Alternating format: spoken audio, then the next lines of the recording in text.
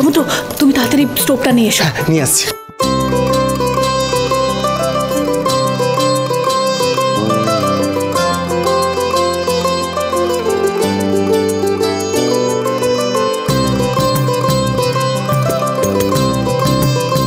বৌদি, এই যে নিয়ে এসেছি স্টোভ। হ্যাঁ হ্যাঁ, রাখো রাখো, এখানে রাখলাম। রাখো।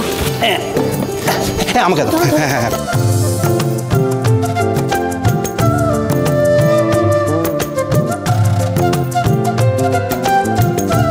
ওই হাঁড়ি, কড়াই ওইগুলো নিয়ে এসো। আমি নিয়ে আসছি।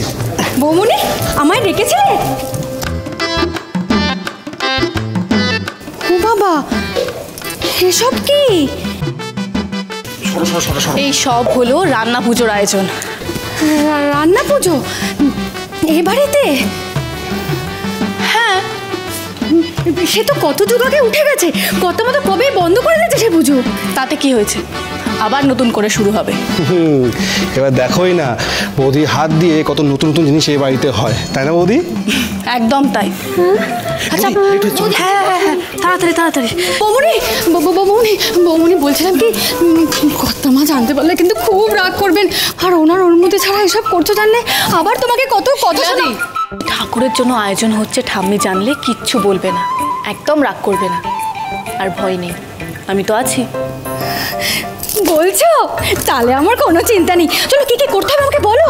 শোনো না, বলছি আমাকে একটু হাতে হাতে কাজে সাহায্য করে দেবে। এটা আবার জিজ্ঞেস করতে হয় নাকি? চলো চলো, কাজ শুরু করি, চলো চলো। আচ্ছা বৌদি, বলছি রান্না পুজো এটাকে কেন বলে? মানে অন্যান্য পুজোতে তো ঠাকুরের মূর্তি থাকে, কিন্তু এখানে শুধু এতগুলো খাবার কেন? কারণ ভাদ্র মাসের সংক্রান্তিতে অরন্ধন উৎসব হলো বাঙালিদের করা দুর্গাপুজোর আগে শেষ উৎসব। এই সব শিবপুত্রী মা মনসার উদ্দেশ্যে করা হয়। উনুনের গর্ত হলো মা মনসার প্রতীক, আর তাই কালকের দিনে উনুন পুজো করা হয়। আচ্ছা বৌদি, এই পুজো কেন শুরু হয়েছিল? গ্রামাঞ্চলে এই সময়ে অনেক সাপের আনাগোনা হয়, আর চাষ করতে গিয়ে অনেক মানুষের জীবনহানি ঘটে। তাই দেবী মনসাকে সন্তুষ্ট রাখতে আগের দিনের করা পান্তা ভাত, ভাজা ভুজি, সজনে শাক, এই সব মা মনসাকে নিবেদন করা হয়, আর এই উৎসবকেই রান্না পুজো বলে। বুঝতে পেরেছো? বাহ, এই জন্য রান্না পুজো শুরু হয়েছিল।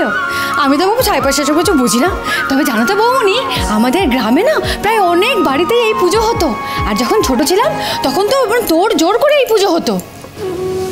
আচ্ছা শিলাদি, তাহলে তুমি এখন তোমার বর, তোমার বাচ্চাদের নিয়ে রান্না পুজো করো না কেন?